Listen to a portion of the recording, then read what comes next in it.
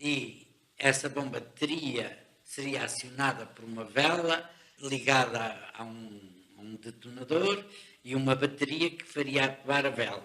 E depois o contacto seria feito por um cordel que iria ao longo do coletor, virava ao longo do coletor da Avenida Barbosa do Bocage, e virava para a 5 de Outubro e vinha a ficar na portinhola da rua. E assim se projetou, ficaria um na esquina para ver o momento preciso em que o carro parava na porta da residência do Josué Trocado. E teria um sinal combinado, quando o transmitisse, o outro só tinha que puxar o cordel. Tudo isto se realizou exatamente. O carro chegou, tudo aquilo decorreu, e quando o Salazar ia sair do carro, o outro estava a engraxar os sapatos, dá com o jornal na cabeça do engraxador, atira-lhe com o dinheiro, o outro já sabia que era aquele o sinal, puxa e a bomba deflagrou. 4 de julho de 1937. O automóvel de Oliveira Salazar estaciona na Avenida Barbosa do Bocage, onde o presidente do Conselho assistia com regularidade à missa de domingo na capela particular, situada no palacete do seu amigo Josué Trocado. Uma bomba colocada num coletor que passava perto, mas o atentado falha devido à colocação incorreta do engenho explosivo detonado à distância. Salazar sai ileso. Uma enorme cratera que deforma parte da avenida é o único testemunho do ataque. O local torna-se num centro de peregrinação. A Guerra Civil de Espanha entrava na sua fase decisiva e o apoio de Salazar aos nacionalistas de Franco, a par do reforço das instituições do Estado Novo, impeliram um grupo de militantes anarquistas e comunistas a efetuar essa arrojada ação que terá como resposta uma intensificação da repressão pelo regime. Nesse dia, Emílio Santana completava 31 anos.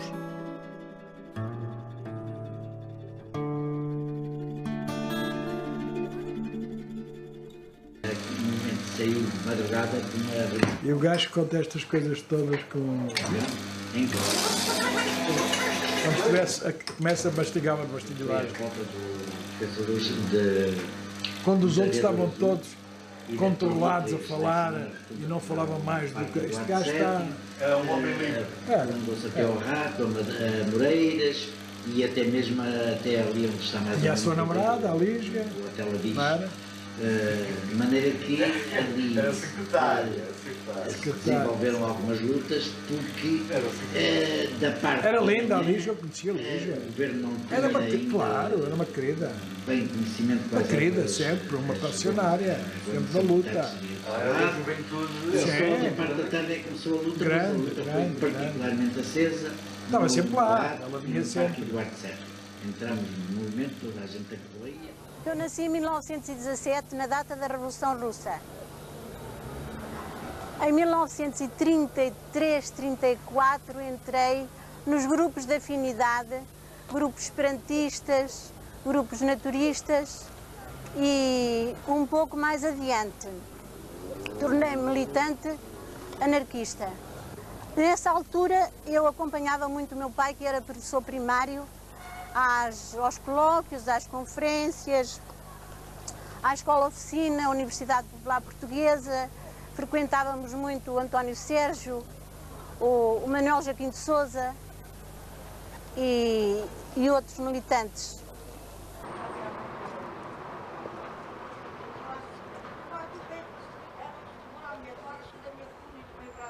Quando eu nasci, em 1945, já o anarcossindicalismo tinha sido varrido do mapa. A perseguição foi de tal ordem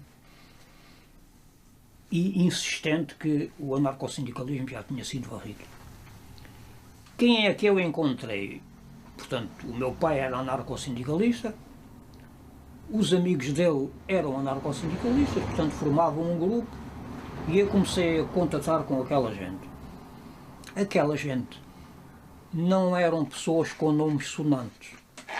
Eram militantes de base, aqueles que aderiram ao anarcossindicalismo porque aquele ideal os chamou.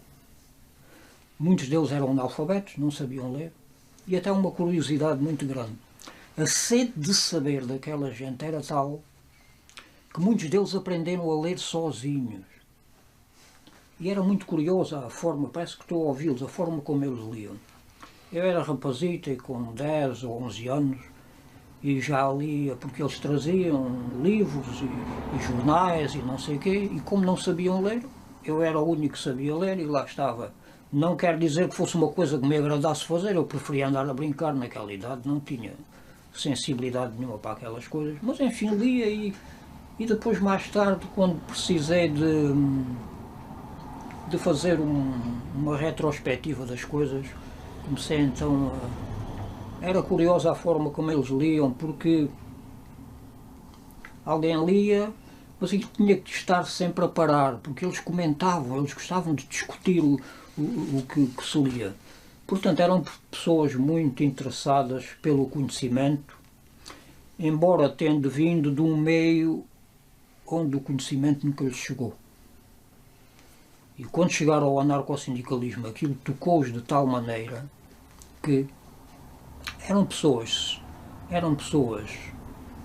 com uma grande generosidade, eram pessoas com um sentido de justiça muito próprio, eram pessoas violentas, ninguém se metesse com eles, porque e usaram isso no anarcossindicalismo, e eram pessoas que tinham um sentido de solidariedade e de proximidade com os outros, que era uma coisa que... e um sentido de amizade, que eu nunca vi uma coisa assim, nunca mais vi uma coisa assim. Em Albarraque estava o camarada Campelo, que nos cedeu um terreno, e aí fizemos uma comuna de Albarraque. Era na Cova da Raposa, era um local bonito, mas cheio de carrasco e pedra, e nós conseguimos desbravar aquele terreno, conseguimos abrir um caminho para a estrada principal, conseguimos construir uma pequena casa, tínhamos uma horta e aí nos reuníamos para ler os clássicos anarquistas.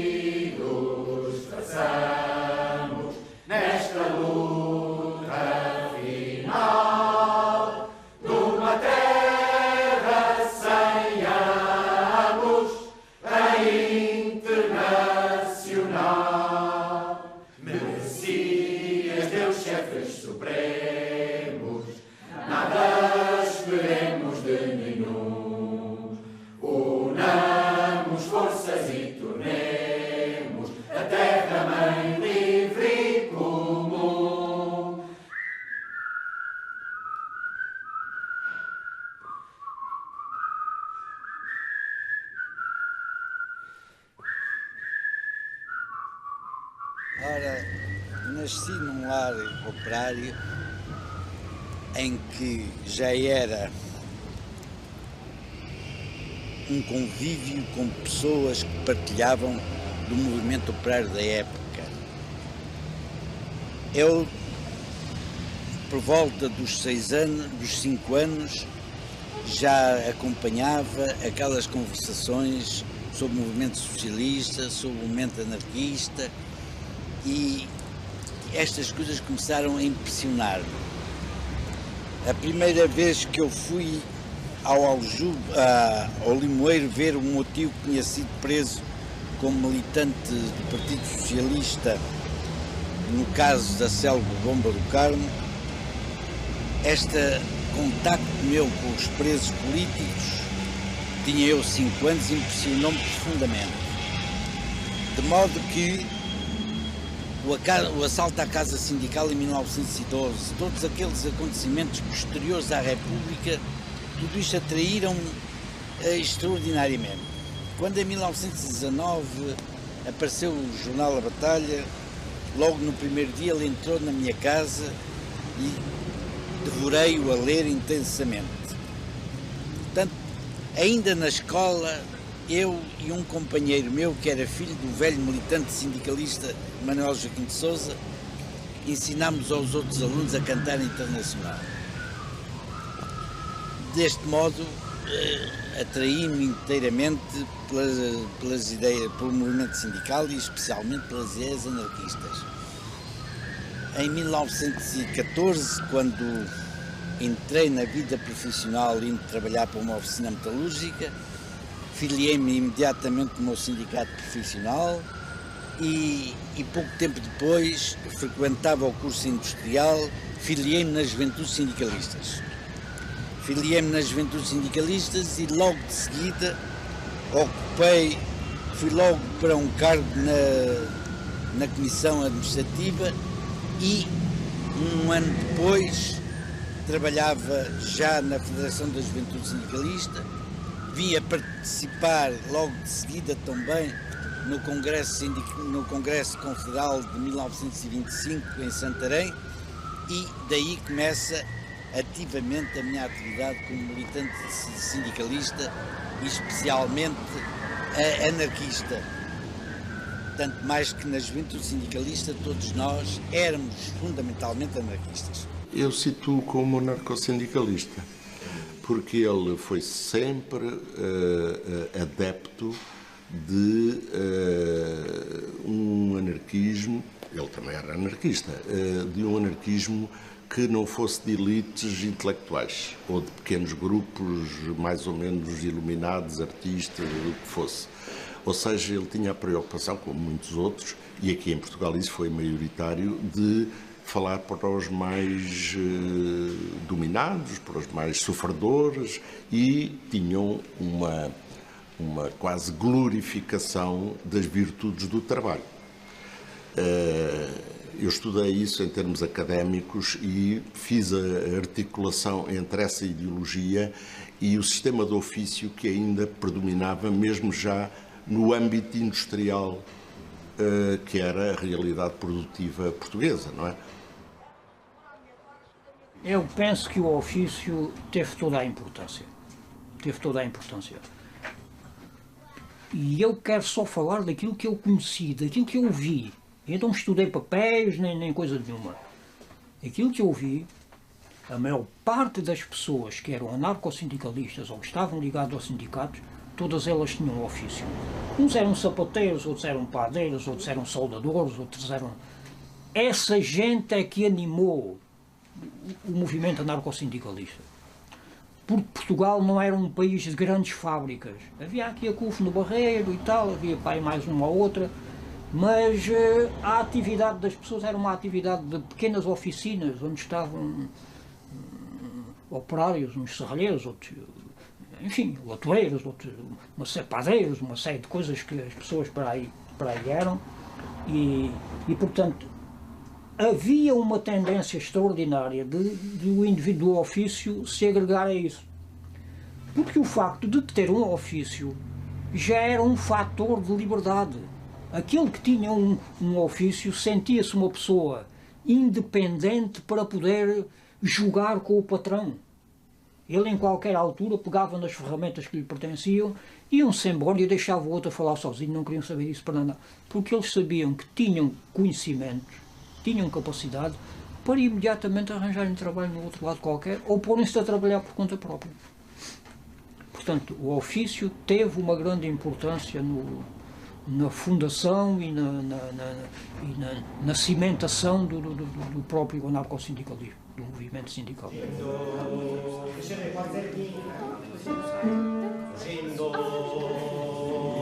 Um, dois, três.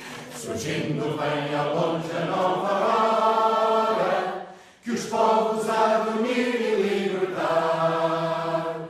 Desperta o escravo sem demora, não leves toda a vida a meditar. Destrói as cruas, as leis da sujeição e quebra as visas, algemas patronais. O mundo vai vai ter nova rotação. Os homens hão de ser todos iguais. Emílio Santana pertence a uma geração que apanha o final da Primeira República, digamos assim. Isto é uma época muito complicada, porque, especialmente o pós-guerra, com o agudizar da crise social, e ele apanha, a nível do movimento operário e sindical português, um momento de grandes clivagens, decorrentes da Revolução Soviética, do reflexo que a Revolução Soviética teve em todo o mundo e também em Portugal, embora de uma forma muito distorcida sempre, não é? E então ele viveu essa... Aliás, comemora-se este ano o centenário do jornal A Batalha, que representa a criação do jornal e a criação da Confederação Geral do Trabalho, um salto qualitativo, digamos assim, no movimento sindical português, mas numa época em que a divisão começa a agressar no seio desse movimento sindical. Durante a fase final da Primeira República, o anarcossindicalismo permanecerá hegemónico no movimento operário. A Confederação Geral do Trabalho, que sucede à União Operária Nacional, e o jornal diário A Batalha surgem em 1919. O anarcossindicalismo caminhava para o seu apogeu, mas começa a ser desafiado pelos militantes comunistas após a fundação do PCP em 1921. Em resposta, 2 anos depois, será fundada a União Anarquista Portuguesa, com ligações ao movimento anarquista em Espanha. O regime republicano entrava na sua última fase, a nova República Velha. Ocorrem tentativas de restauração monárquica, cisões no campo republicano, permanente contestação social. Nos 16 anos da Primeira República, registaram-se 45 governos, 8 presidentes e 7 parlamentos. A intervenção militar organizada do 28 de maio de 1926 pôs termo a um sistema político que se esforçou por propagar os seus ideais, mas que estava imobilizado. Tinha início o período da ditadura militar, que depois dará origem ao Estado Novo de Salazar. Perante o golpe militar, o golpe de 28 de maio, o movimento sindical tem ali uma fase de hesitação. Não no sentido de ter dúvidas sobre a natureza do golpe, mas sobre as intenções e a duração. Muitos interpretaram como, isto é uma coisa de semanas ou de meses e tal, como foi com o Pimenta de Castro em 1915 e tal. E outros dizem, não, isto é o pré-fascismo. E aqui a CGT estava num certo atentismo, uma certa expectativa, tanto que não declarou logo nenhuma ação tipo greve geral, que era o habitual, não é? O Emílio Santana participa ativamente nas tentativas de revolta contra a ditadura.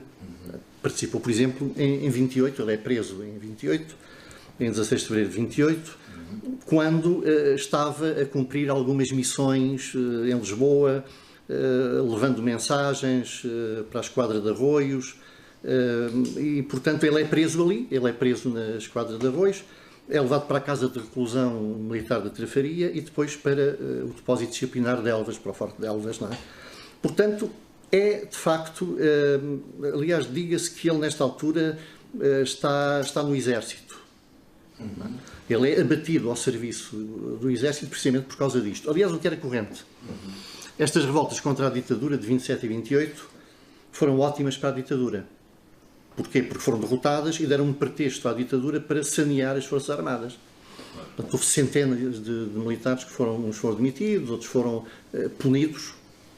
E, naturalmente, o Emílio Santana é abatido ao serviço efetivo, como elemento subversivo, não é?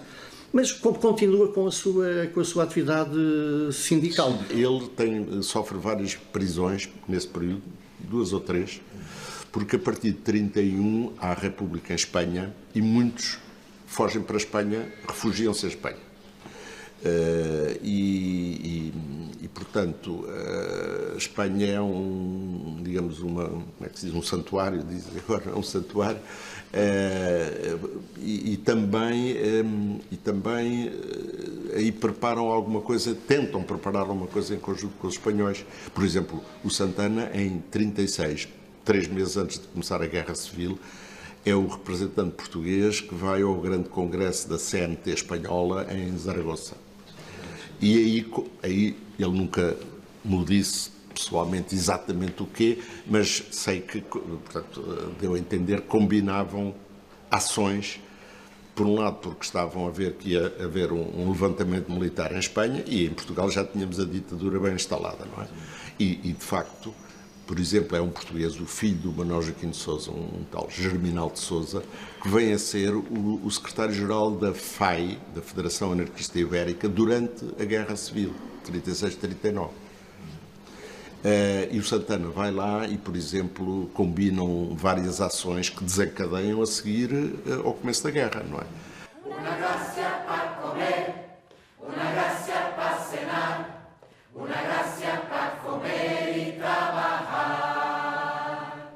Una gracia para comer, una gracia para cenar, una gracia para comer y trabajar. Sin pan, sin pan, sin pan, sin pan, sin pan, sin pan, sin pan, sin pan, sin pan y trabajar. San Antonio para comer, San Antonio para cenar, San Antonio para comer y trabajar. San Antonio para comer, San Antonio para cenar, San Antonio para comer y trabajar. Aí?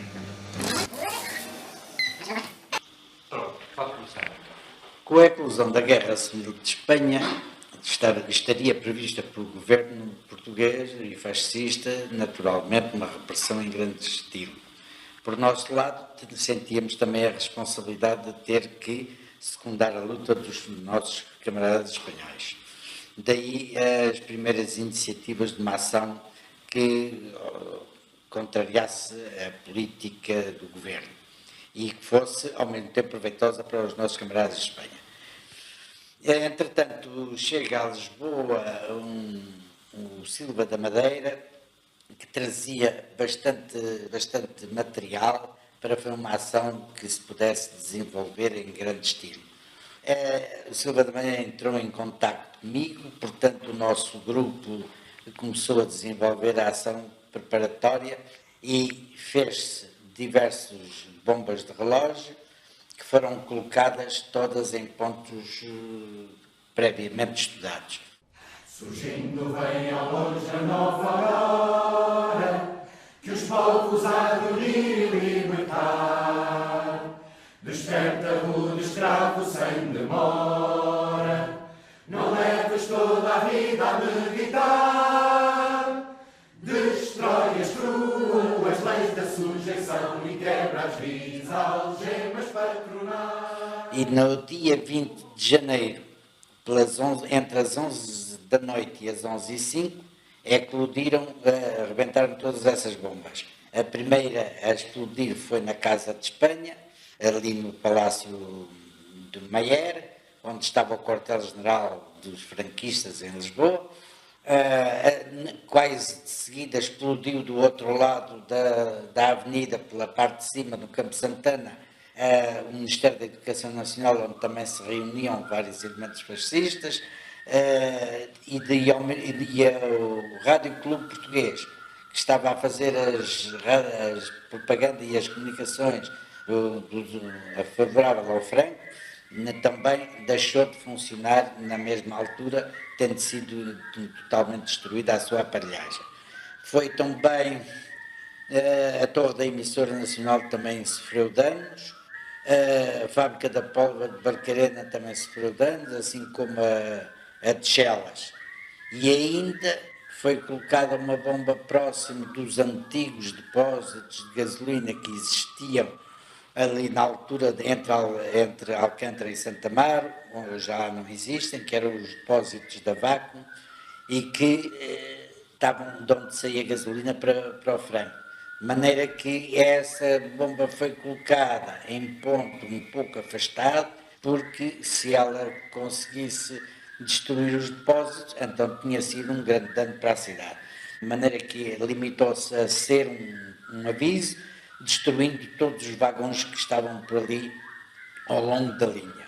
Esta ação resultou inteiramente, mas ainda havia mais duas bombas colocadas no Ministério do Interior e no Ministério do Exército.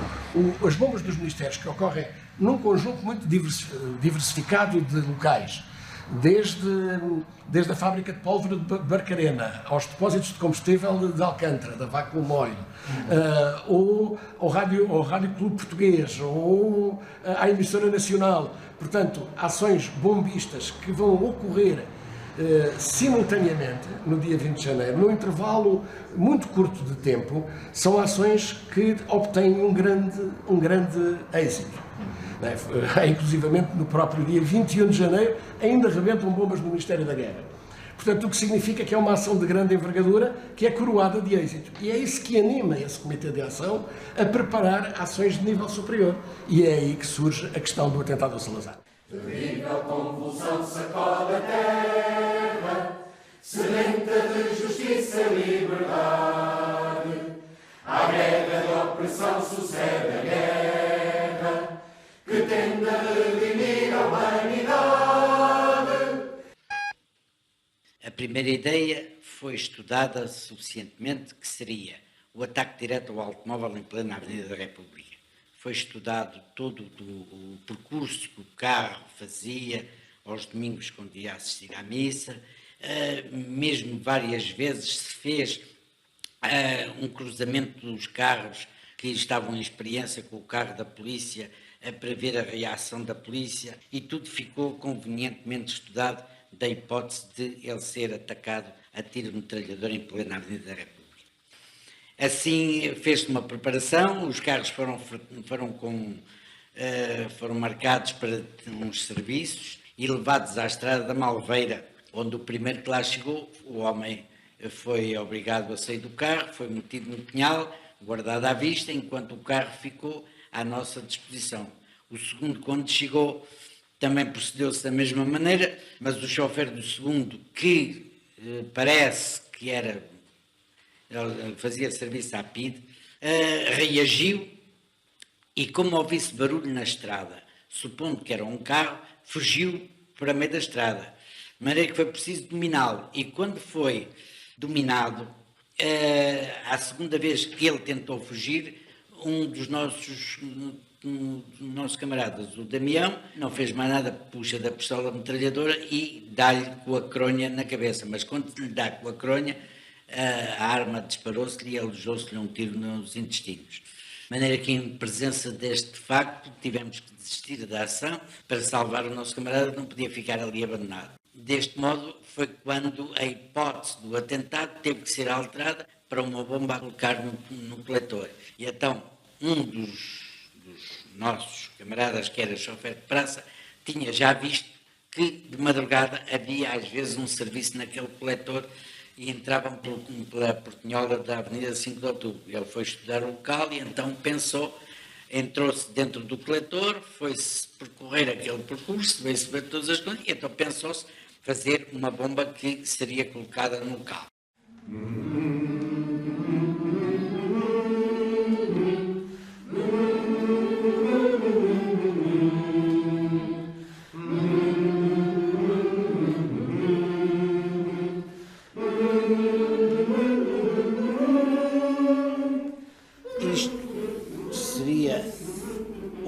Da Avenida 5 de Outubro e Barbosa do Cais.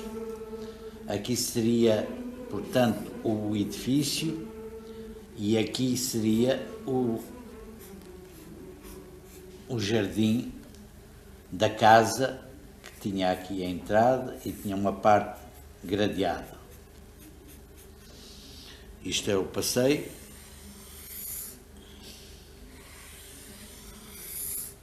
Aqui o automóvel parava aqui.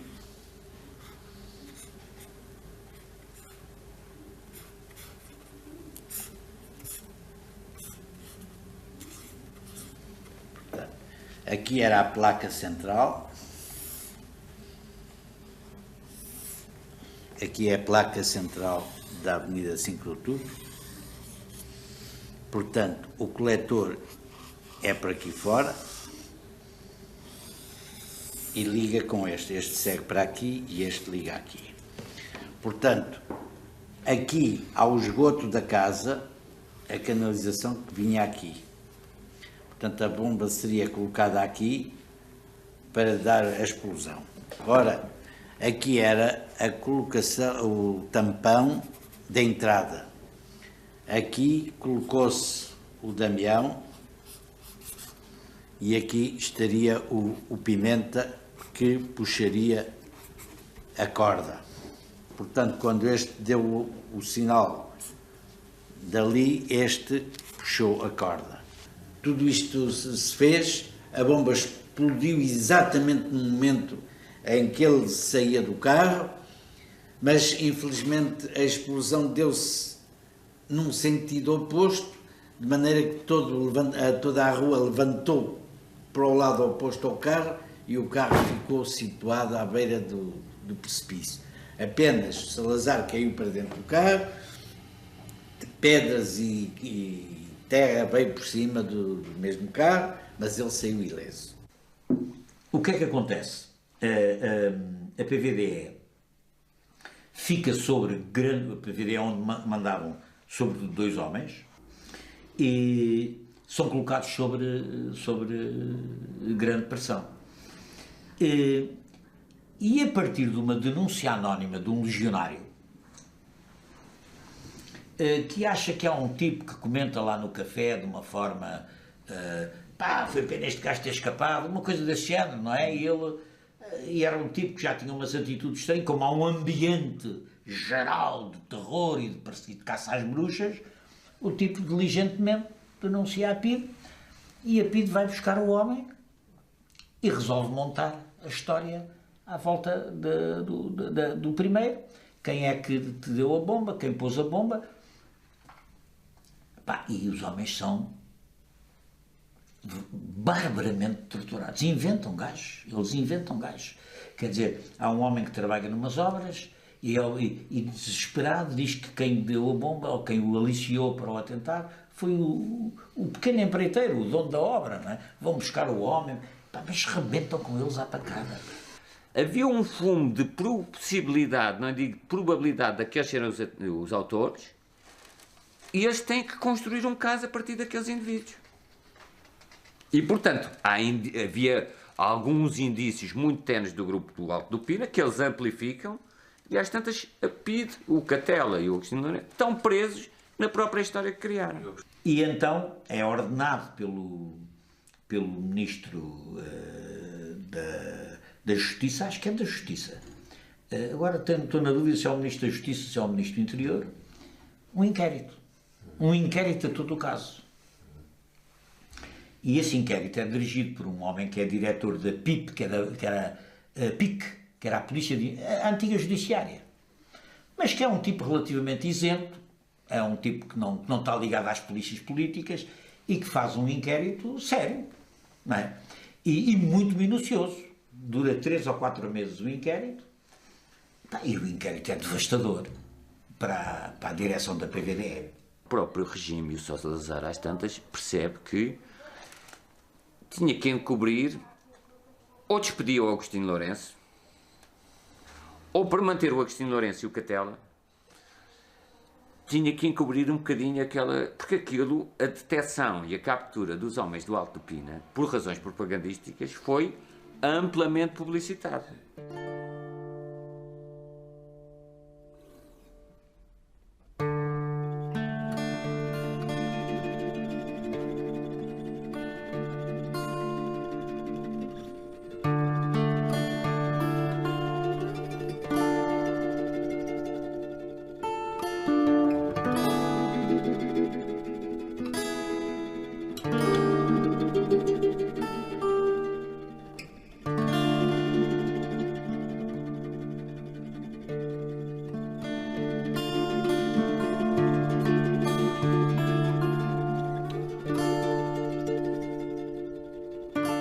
O público continua absolutamente convencido que os autores do atentado são aqueles desgraçados que, depois de muita pancada e de muita tortura, são obrigados a confessar e publicam as fotografias deles nos jornais, ainda por cima fotografias com os homens todos desfigurados. Quer dizer, a polícia queria ostentar a violência exercida sobre eles, não é?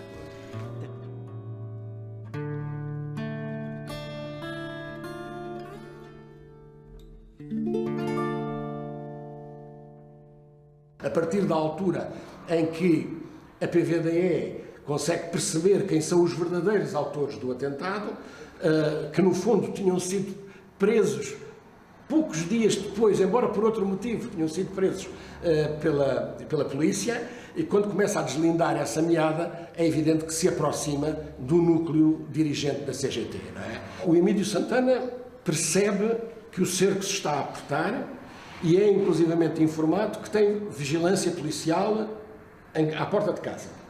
E, portanto, num primeiro momento, passa à clandestinidade. Há um primeiro momento de clandestinidade. A estabilização dessa clandestinidade é naturalmente complexa nas circunstâncias do campo anarquista naquele preciso momento. Não é? E é nessa situação que é determinado que poderia ser mais útil a saída do Emílio Santana do país. Ele sai de barco, não consegue desembarcar em França, vai para a Inglaterra e as autoridades inglesas entregam-na ao consulado português e ele vem sob prisão para Portugal. É preso em 37, ele é preso em outubro, se não me engano, 37, e só sai em 53, 16 anos. E ele acaba por ser mandado para uma prisão de delito comum. Para bem dele, porque, enfim, o regime era incomparavelmente, não é incomparavelmente, mas era razoavelmente menos severo. Menos severo. Ou seja, é como se o Salazar dissesse à PIDE, vocês não os apanharam e agora quem toma conta deles são os outros e não são vocês. Provavelmente terá sido isso. Não sei, eu estou a especular, mas quer dizer, é um bocadinho incompreensível que um atentado contra o Salazar iam apodrecer para o Tarrafal, seriam os últimos dos últimos a sair. Não se esqueça que os marinheiros que fizeram a volta da Armada em 36 estão presos até 47, não é? Quer dizer, são os últimos dos últimos a sair. Vão praticamente todos para Coimbra. E é uma situação bastante dramática, não só pela presença, pela proximidade com os presos de delito comum e, portanto, com o que isso significava, mas creio que, digamos que a própria preparação ideológica dos anarquistas permitiria, portanto, resistir a essa situação e enquadrar essa situação. Eu creio que o silenciamento dessa situação é o mais grave. Portanto, o Emílio Santana sai em 53, alguns outros morrem na própria penitenciária de Coimbra, dos envolvidos no atentado, e disso não há conhecimento público. Portanto, não há nenhum movimento de solidariedade à volta destas figuras. Portanto, há aí um conjunto de presos que são presos anarquistas e que neste quadro de decadência do movimento anarquista acabam por ser grandes ignorados da história. Nesta fase, evidentemente, o Emílio Santana foi, digamos que um deles. O Santana, nomeadamente, como é um tipo muito ativo e culto, como muitos outros eram, não é? Autodidatas, por exemplo, consegue trabalhar na biblioteca da penitenciária e no setor da tipografia, que imprimia as teses universitárias. Portanto, ele estabelece relações com professores universitários que lá levam as sebentas e outros livros e tal para serem impressos a baixo custo pelos presos. Não é? Portanto, ele consegue ter. Tem ali dentro um grupo anarquista. O grupo Claridade funciona. Tem fora o grupo, já não me lembro como é que se chama, do José de Almeida, que tinha estado no Tarrafal e que também... Portanto, mesmo na prisão... E o que é interessante em Coimbra é que, uma vez mais, a personalidade do Emílio Santana se destaca no relacionamento que até mantém com o diretor da penitenciária, que tinha uma filha com um problema, penso que uma deficiência mental grave, e, portanto, não sei, agora não consigo reconstituir, estabelecem até um relacionamento a ponto de o Emílio Santana sair da prisão na companhia do diretor ou do médico, sair pelas ruas de Coimbra, coisa que é um bocadinho como é que foi o pretenso homicida de Salazar poder sair. Após a saída da prisão, permaneceu um ativista empenhado, mas depara-se com um país em mutação e com o movimento anarquista desarticulado. Integrou a direção do Ateneu Cooperativo, sob o impulso inicial de António Sérgio, depois encerrado pela PIDE. Presidiu a Associação dos Inquilinos Lisbonenses, colaborou na cooperativa Pragma, envolveu-se nas atividades da Caixa Económica Operária. É também deste período a sua colaboração com António Sérgio, em torno do cooperativismo e do municipalismo. Quando ele sai, já não há uma corrente anarcossindicalista significativa, ele liga-se ao cooperativismo, à gente do Sérgio, e portanto ele era um homem que estava numa das correntes principais da oposição democrática não comunista, porque ele foi sempre anarcossindicalista. E o anarcossindicalismo marcou, digamos que o movimento operário português até aos anos 40, até à reorganização do PCP, já completamente na clandestinidade, com o predomínio, claro, do Partido Comunista e da capacidade de organização e de trabalho do Partido Comunista, que, digamos que afastou e, de certa forma, pode dizer, sem que isso tenha um lado pejorativo, esmagou a tradição anarcossindicalista. Tinha uma intervenção de tipo ideológico, que era divulgar, através do boletim cooperativo, etc., as ideias de autonomia, de sociedade civil, de associativismo, solidariedade, etc. Tinha uma atividade própria. Na altura, as cooperativas, havia algumas históricas de produção, mas o grosso eram cooperativas de consumo. Os anarquistas do passado, gerações anteriores, eram muito reticentes a isso. Chamavam os socialistas de mercearia, aos cooperativistas. Pronto, mas ao socialismo de merceeiros. Mas, portanto, na altura, fazem mesmo, tentam fazer um setor independente do Estado e da economia corporativizada. Estamos a falar de um homem que teve uma juventude intensíssima, não é? Que se empenhou, que arriscou tudo, e depois há um certo marasmo, é o deserto, não é? Quer dizer, eu estou a imaginar como é que esses homens, ele não foi o único, dos velhos anarquistas que chegam ao 25 de Abril, houve vários, eu não consigo imaginar como é que eles viram aquele dia, não é?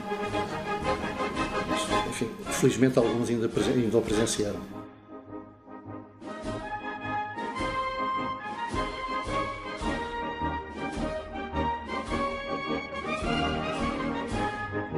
Eu filmava os comícios todos dos partidos políticos todos, as organizações todas que existiam, e deparo-me um dia com um comício na Voz do Operário, dos anarquistas na Voz do Operário, que eu tenho um comício que o Emílio Santana ia falar e outros militantes. Este tinha um discurso completamente diferente, muito atual, continuava muito crítico, e não aceitava a realidade tal como ela estava, metia em questão, de facto, já naquela altura, se metia em questão uma realidade política onde a maioria estava já muito entusiasmada a pensar que tinha chegado o paraíso. E agora? Agora não é esperarmos que nos deem soluções aos problemas nacionais, que nos deem decretos, que nos deem leis. Muito temos nós a fazer. É curioso que a 2 passos da luta libertadora nos venham já contestar aquele elementar direito dos trabalhadores de fazer vingar as suas reivindicações e cobrar os seus direitos, a greve.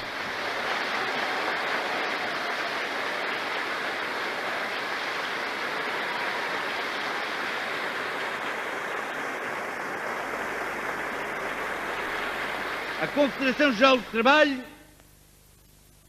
teve 2 coisas características que têm que ser tomadas em consideração. Foi capaz de reunir numa única central operária portuguesa os trabalhadores do campo e os trabalhadores da indústria. os trabalhadores do braço e os trabalhadores do cérebro. É esta união entre todos os trabalhadores que a caracterizou como uma verdadeira central sindical. E mais, foi uma das raras centrais operárias que tiveram um diário na imprensa, que era o seu jornal A Batalha. A grande ideia do Emílio Santana era que o relançamento do jornal A Batalha era um instrumento indispensável. Por outro lado, a gente tinha a Espanha ainda a funcionar com o velho Franco no poder e com todas essas características, e tínhamos uma especial, por um lado, grande cuidado do ponto de vista de segurança, de não fazer disparates que pudessem prejudicar os anarquistas espanhóis, mas por outro lado dar-lhes, digamos, o incentivo possível para ver se eles, com a brevidade aconselhável, pudessem desembaraçar-se disso.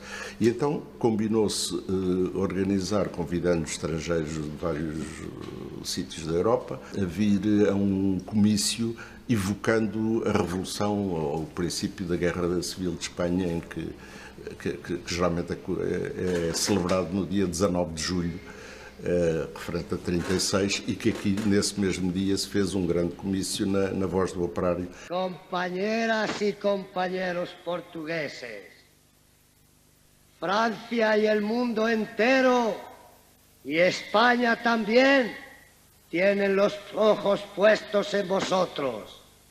Y aquí hemos venido desde Francia y desde el interior de España, compañeros. Aparte, las delegaciones que, tomando la responsabilidad y afrontando el peligro del paso de la frontera, han venido a escuchar la voz de la verdadera libertad. O jornal A Batalha só aparece em setembro, com o Emílio Santana a impulsionar, a 74, e criou-se uma coisa que se chamou Movimento Libertário Português. Pronto, foi a estrutura assim fácil que estava mais à mão. A Batalha, o primeiro número que saiu depois do 25 de Abril, já era um jornal formal, e em termos gráficos era extremamente conservador, e foi até agora com a nova gestão desta malta nova que está a tomar conta, que tomou conta do jornal. O Santana era um bocado avesso a inovações, e eu sempre propus para uma paginação ser mais dinâmica, mais atrevida, e inclusivamente mostrei-lhe as grandes inovações, digamos, gráficas dos vários grupos e agrupamentos anarquistas que tinham revistas, jornais, etc., que tinham aspectos gráficos muito mais convidativos e atrativos, e de certa maneira dar-lhe lá um historial, na altura era também um bocado ingênuo. Falei nos dadaístas e ele ficou completamente, não, isto não pode ser.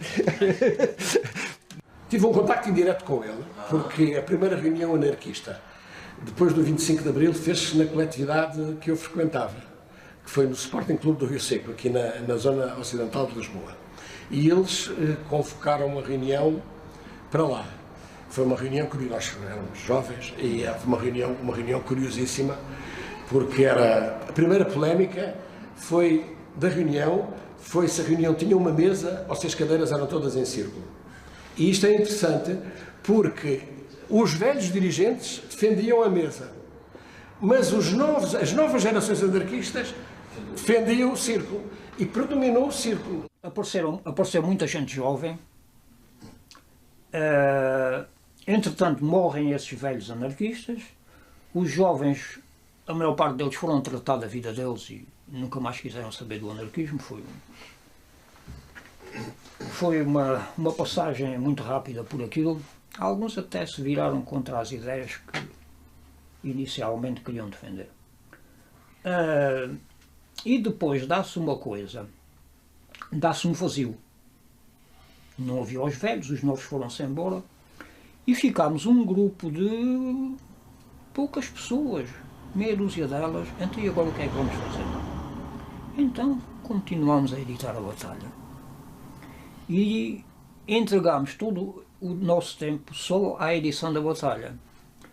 Isso não foi muito bem visto por certos anarquistas. Lá está, a crítica dos outros que estavam de fora, que não quiseram colaborar com a posição que nós tínhamos assumido. E qual era a finalidade? Temos que manter a Batalha a sair, porque o património criado pelo anarcossindicalismo tem que ser preservado para se poder transmitir às novas gerações. E esse vai ser o nosso trabalho. Vamos continuar à margem das críticas que nos estão a ser feitas, vamos continuar a editar a Batalha e divulgar o seu património. E de tudo isto, este momento em que vivemos aqui é uma tomada de consciência verdadeira de que há ainda uma juventude, que há ainda um povo que compreende a sua missão histórica e que não se deixa levar através daquilo que hoje é apenas a preocupação dos políticos, que é a sua aritmética eleitoral. Fugindo vem ao longe a nova aurora, que os povos há de unir e libertar. Desperta rude escravo sem demora, não leves toda a vida a meditar. Destrói as cruas leis da sujeição e quebra as vis algemas patronais. O mundo vai ter nova rotação, os homens hão de ser todos iguais. É justo aos parasitas dar batalha, a terra só pertence a quem trabalha. Das lutas atrelada ao cruel jugo, em troca da miséria por desdouro, enquanto o teu patrão, o teu verdugo, aumenta a tua custa o seu tesouro. É tempo já de erguer bem alta voz para dar ao causador do teu sofrer. A terra foi legada a todos nós, trabalha tu, também é teu dever. É justo aos parasitas dar batalha, a terra só pertence a quem trabalha. Terrível convulsão sacode a terra, sedenta de justiça e liberdade.